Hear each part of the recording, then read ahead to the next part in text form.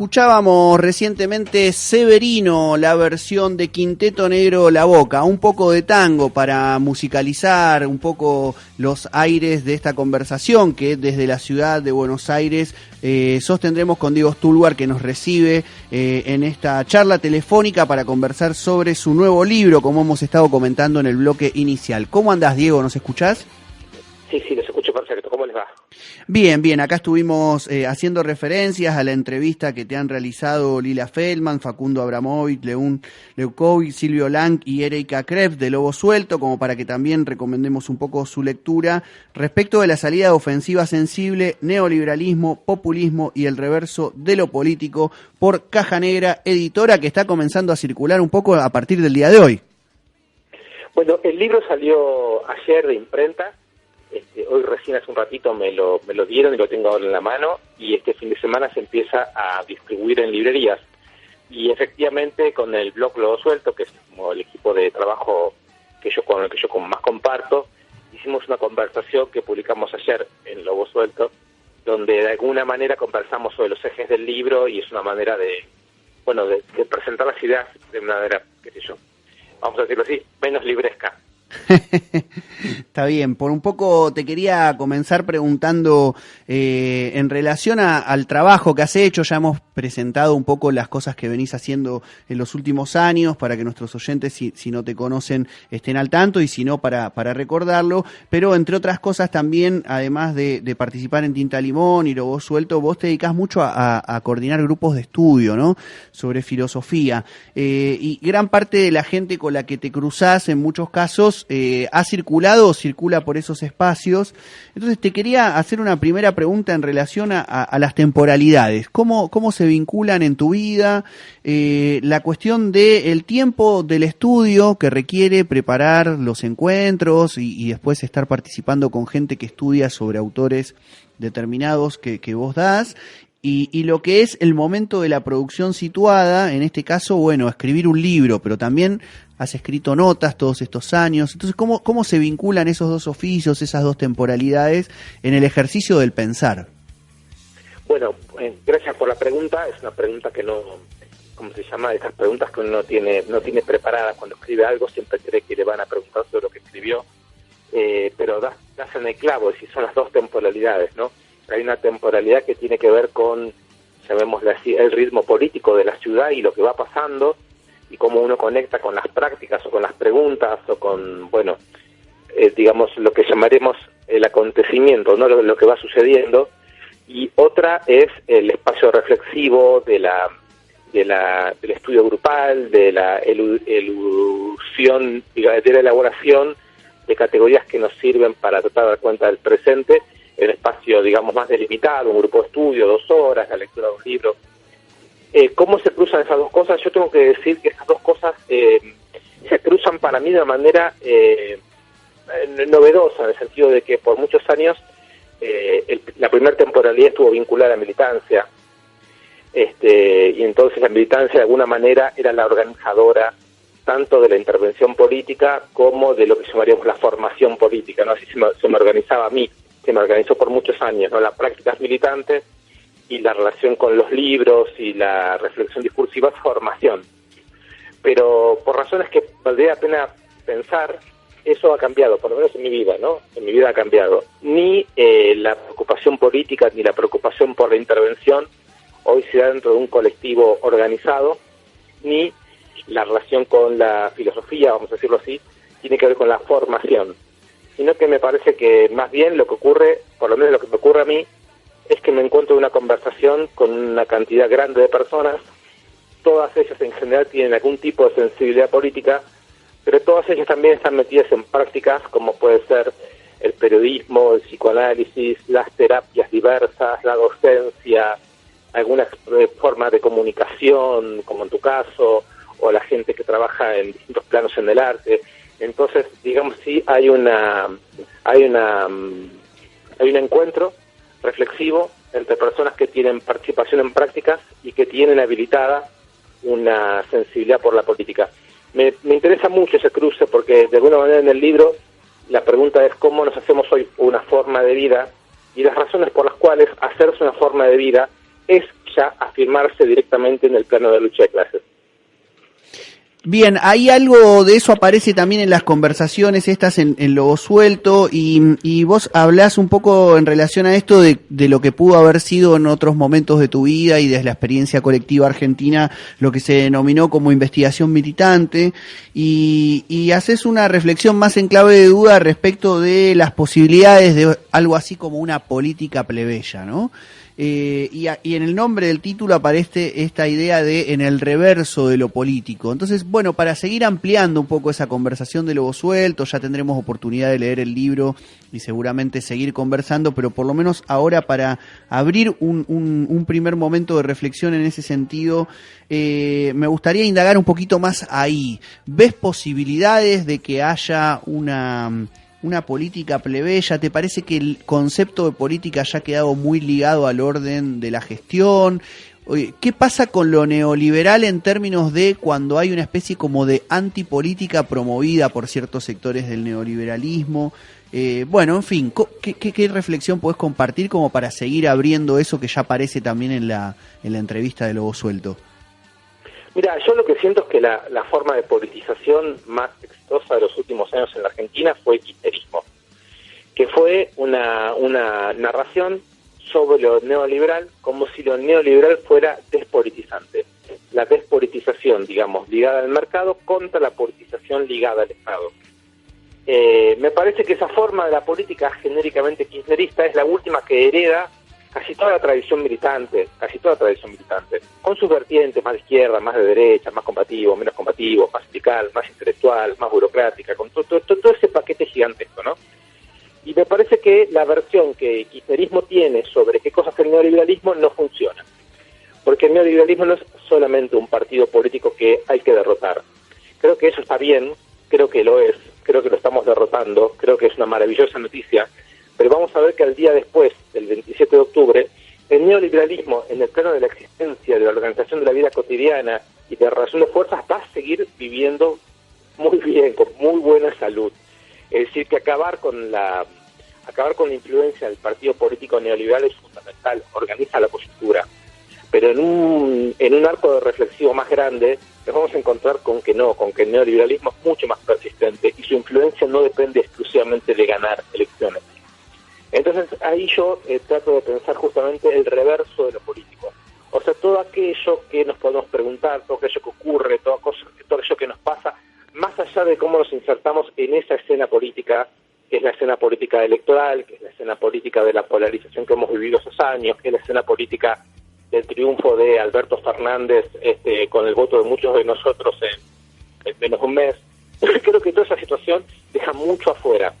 En la época, digamos, en que lo político podía estar más ligado a la idea de lo revolucionario, de que nuevas clases sociales subordinadas pudieran encontrar su propia forma social, económica, institucional, creo que podíamos pensar una relación menos problemática con la política, una traducción más fluida. Lucha social se proyecta en revolución y por lo tanto un nuevo orden social. Pero en este momento esa situación está recontra bloqueada. Y entonces empieza la pregunta, ¿qué pasa con los gestos igualitarios? ¿Qué pasa con las desobediencias? ¿Qué pasa con todo eso que en la vida de las personas y de los colectivos no es mera adecuación al mercado ni mera adecuación a los límites que lo político tiene?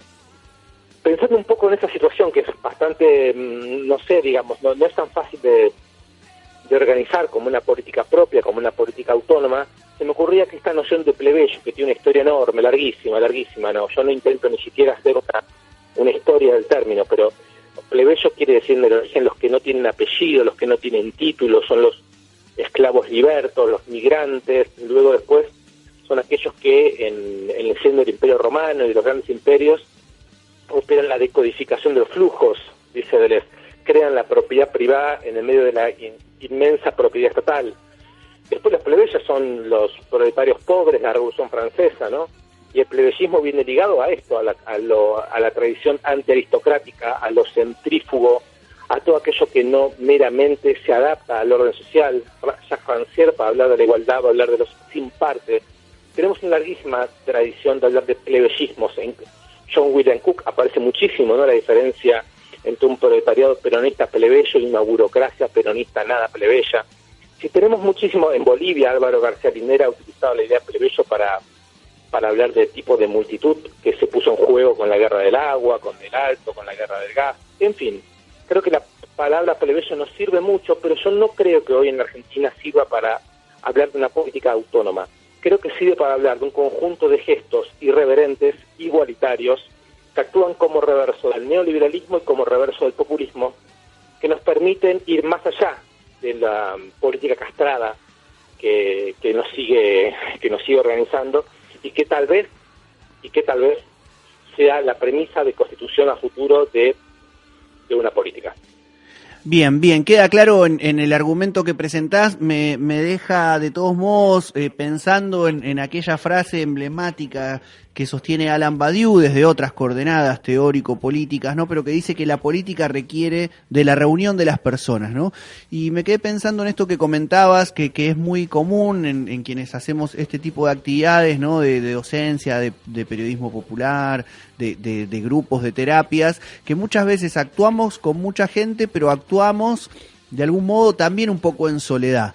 Entonces, ¿qué pasa ahí o qué pensás vos en relación, no sé si lo trabajás en el libro y lo querés comentar o si no, bueno, como una reflexión más al pasar de esta conversación radial, respecto de si no hay algo así, no te da una sensación de que hay algo así, de como una especie de situación en la que mucha gente quedamos, me voy a incluir también quizás como para no quedar afuera de la reflexión, en una especie de partido unipersonal, ¿no? Como si no hay algo del orden también de lo neoliberal que ha penetrado tan profundamente en nuestros cuerpos que incluso cuando tratamos de generar un entramado en ese reverso, es un entramado que parte de una experiencia que no es una experiencia desde el vamos, más de tipo colectiva como que se conoció en años anteriores.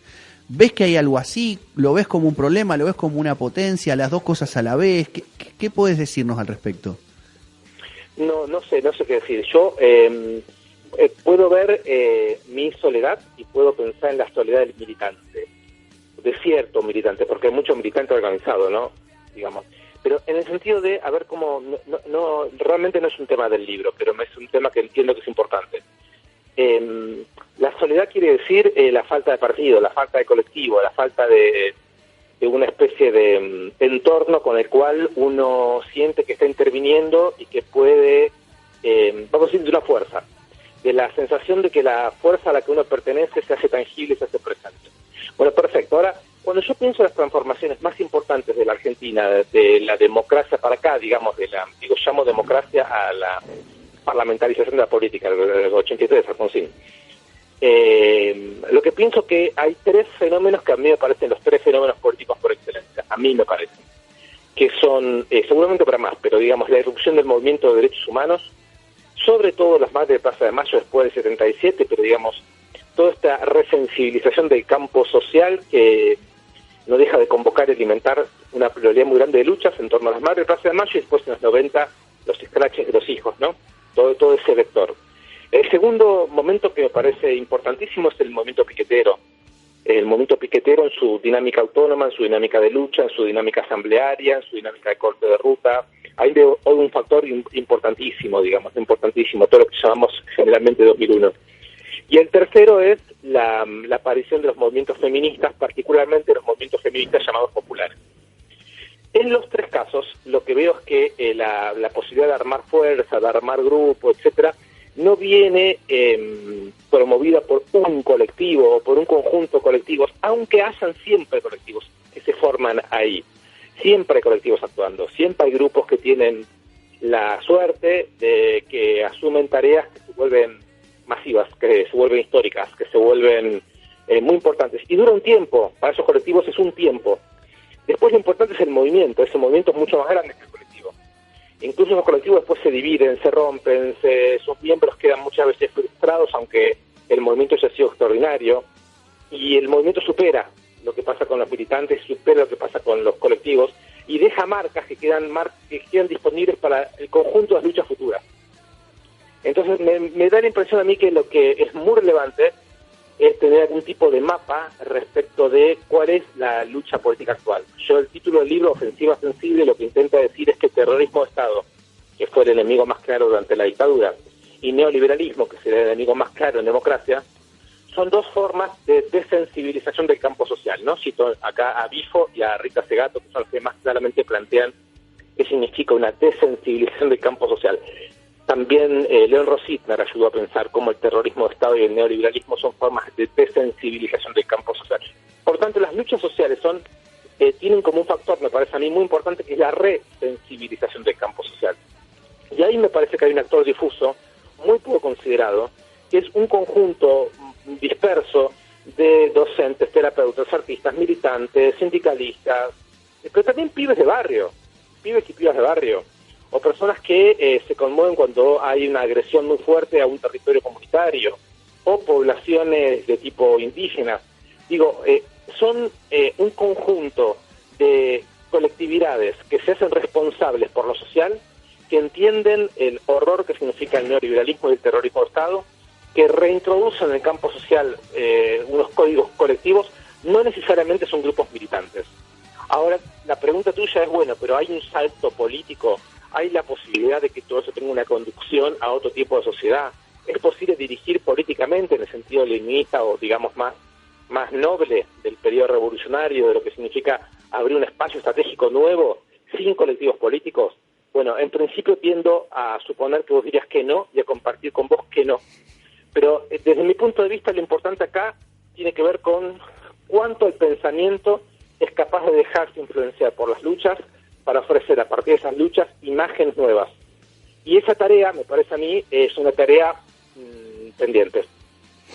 A quien escuchan es a Diego Stulwar, está en comunicación telefónica desde la ciudad de Buenos Aires, ahora mismo con este programa Profanas Palabras que se está emitiendo en vivo por Radio Heterogénea desde la ciudad de Córdoba. Está reflexionando, está ampliando de algún modo también conversaciones que vienen desde antes, que en estos días se ha publicado otra en el blog Lobo Suelto y que por supuesto están presentes de un modo u otro en La Ofensiva Sensible, neoliberalismo, populismo y el reverso de lo político, que acaba de publicar la editorial Caja Negra aquí en la Argentina. Bueno, para poder retomar un poco esto que hacías referencia a experiencias, ¿no?, muy concretas de este país, sobre todo lo que podríamos denominar, entre comillas, de tipo movimiento social, ¿no?, movimiento de derechos humanos, movimiento piquetero, movimiento de los feminismos populares, quería entrelazar esas referencias que has hecho argentinas en términos de movimientos para quizás indagarte por referencias de colectivos, como vos diferenciabas, quizás a tipo de estructuraciones más militantes, y quizás ya no de la Argentina, sino de otros lugares que hayas visto. Sabemos quienes te leemos que has estado muy atento todos estos años a referencias teóricas que aparecen de algún modo en el libro, Deleuze, Guattari, Foucault, Marx, Maquiavelo, Rancière, etcétera, pero también a experiencias y a leer lo que sucedía en otros lugares de Latinoamérica y del mundo. ¿Qué referencias de algún modo se te vienen a la mente a la hora de pensar en experiencias contemporáneas, ¿no?, más allá de estas argentinas que has mencionado? No, digamos, a mí lo que me parece que como nunca hay que asumir que en este momento estamos en la situación contraria a la que estaban los militantes del siglo XX.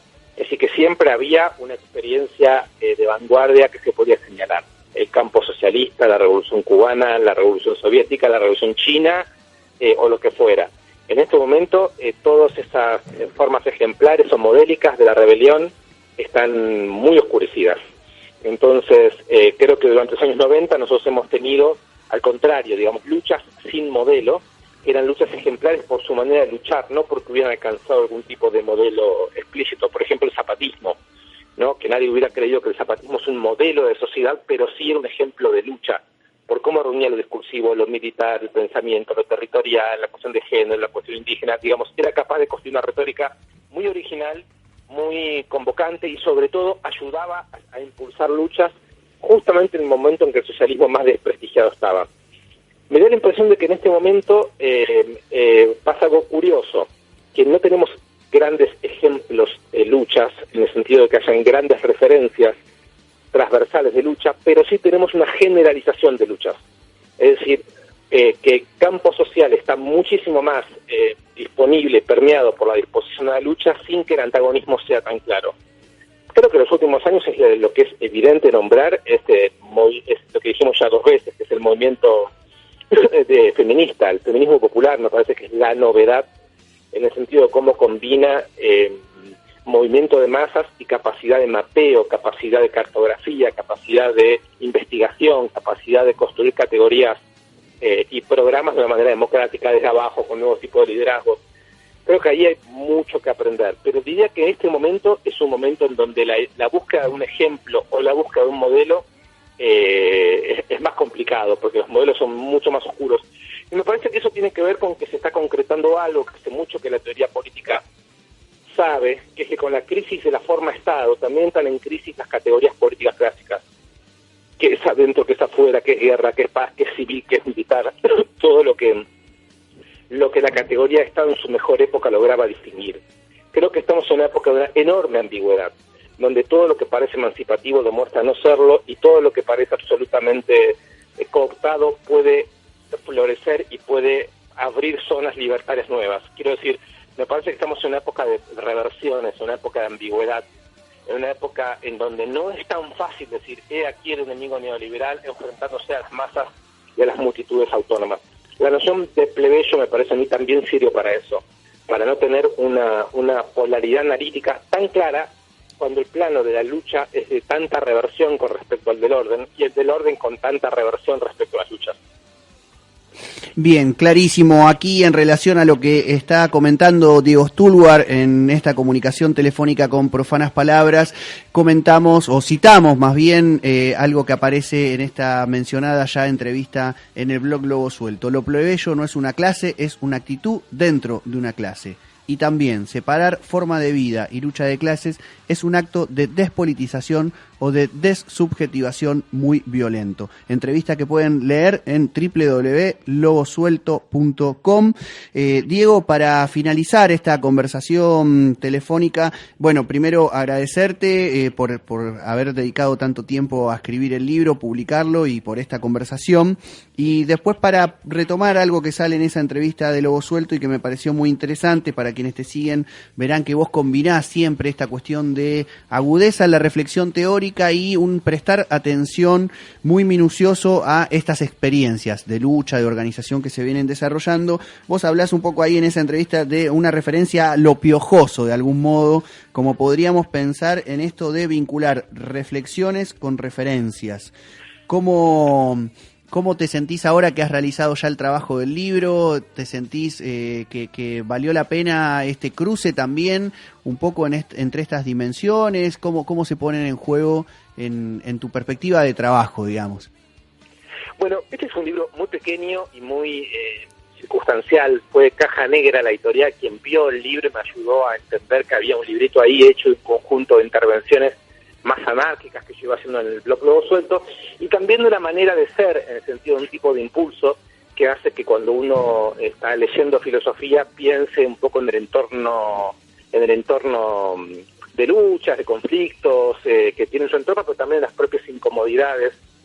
También ahí la importancia para mí de la palabra de síntoma, como aquello en la vida que no cuaja, que no permite simplemente funcionar de un modo neoliberal y nos obliga a crisis, nos obliga a producir verdades propias, nos obliga a desarrollar estrategias. Entonces, bueno, que el libro haya salido por un lado me alivia, porque cuando uno ya escribió un libro ya está, no tiene que seguir diciendo, bueno, sí, en el momento en que se presenta el libro tenemos conversaciones como estas, pero ya, digamos, de alguna manera la cabeza queda libre para pensar otras cosas que yo por lo menos necesito. Y lo de piojoso tiene una historia. Yo hace muchos años tuve un amigo llamado Ignacio Leucovitz, que algunos conocerán porque fue un historiador muy talentoso que murió trágicamente muy joven junto con su mujer Cristina Corea. Con Ignacio yo aprendí este oficio que tengo, que es el de los grupos de estudio, ¿no? Y esta fue una manera de ganarme la vida pensando y dialogando con gente que está en prácticas, y bueno, yo a Ignacio le debo mucho eso. Una vez, escribiendo juntos un libro que nunca salió, sobre los 70, Ignacio me señaló como una crítica ambigua, me dijo, tu modo de pensar es piojoso, porque vos, en vez de decir, pienso esto, decís, Paolo Virno piensa tal cosa, o decís, en el movimiento social tal cual dicen tal otra, como que yo utilizaba las citas a las autoridades o a legitimidades digamos que para mí son fuertes, para ocultar mi pensamiento y no comprometerme de todo con lo que yo digo. Entonces me pareció que me estaba retando cuando me lo decía, pero también entendí que estaba señalando una manera mía de pensar que efectivamente es así de piojosa. Entonces en el prólogo del libro lo confieso, y el libro está así, está lleno como de citas, está lleno como de referencias, que un poco es, yo creo que ahora para decirlo más noble, y enorgullecerme un poco, es lo que le llama el discurso indirecto libre. Es decir, un tipo de discurso que no está claro de quién es, porque uno lo puede ir tomando de distintos lugares y sirve para decir cosas. Y creo que me parece que también preserva un poco de un tipo de yo, que si no se pone a decir todo lo que piensa como si yo fuera tan importante. Bueno, muy linda reflexión final, Diego. Esperamos entonces leer pronto el libro y también que ojalá podamos presentarlo aquí en Ciudad de Córdoba antes de que termine el año. Bueno, ojalá, me encantaría. Un abrazo grande y muy agradecido yo. Bueno, un abrazo grande. Diego Stulwar en comunicación telefónica con profanas palabras. Escuchamos una canción y vamos al último bloque de este programa que estamos transmitiendo en vivo por Radio Heterogénea aquí desde los estudios del Centro Cultural España Córdoba.